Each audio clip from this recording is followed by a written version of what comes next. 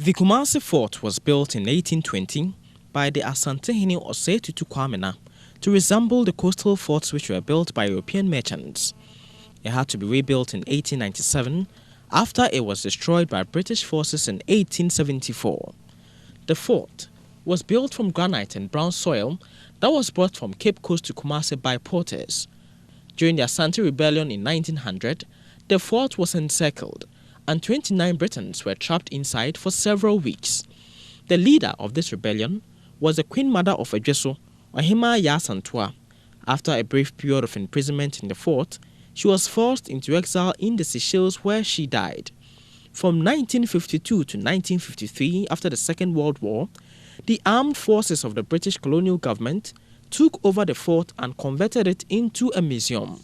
Exhibits here include weapons of war, colors, medals, armored cars, anti-aircraft guns, photographs and portraits. Soldiers who manned these guns were very strong because they had to pull them from Cape Coast to the north. You don't have vehicles, you don't have horses to pull them. That's why in those days recruitment was mainly on strength, but today it's on education. So as we go into this place, you see that the strength came from the north.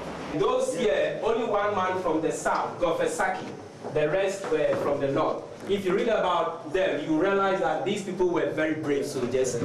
This serves as a valuable historical institution for tracing the evolution and development of the Gold Coast Regiment of the colonial era to the present-day Ghana Armed Forces. These are the military kits of Lieutenant General Kotoka and Ankra, the two gentlemen who led the 1966 coup. Here at the Kumasi Military Museum, these artifacts have been kept so that future generations can understand where Ghana has come from and where we are going.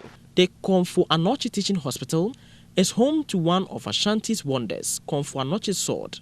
In the 19th century, Komfo Anoche planted a sword in the ground and prophesied that no one would be able to pull it out of the ground. Till date, you may travel to this location and see the sword with your own eyes. Where Komfo Anoche stood to command for the golden stool to come. Before commanding for the stool, he told those chiefs who were around that any of them whose the stool will land on his laps will become the first king of the Asantes. So after he commanded it 3 times, it landed on the laps of Osei Tutu, choosing him as the first king of the Asantes. Many have gone to this location and have attempted to pull out the sword, including the world's former heavyweight champion Muhammad Ali. At the time of the construction of the hospital, contractors attempted to pull it out, but they failed. We don't have only the sword in the ground. We have 11 black stools of those divisional chiefs who were present before he planted a sword buried around it. After he buried those stools, he cut some portion of their hair and their fingernails and burned them to ashes and mixed to palm wine for them to drink. And he poured some of the palm wine under the sword. This miraculous immovable sword of Komfo Anoche was planted hundreds of years ago, and I have been there to see this wonder for myself. Michael Oti reporting for Metro TV News, Kumasi.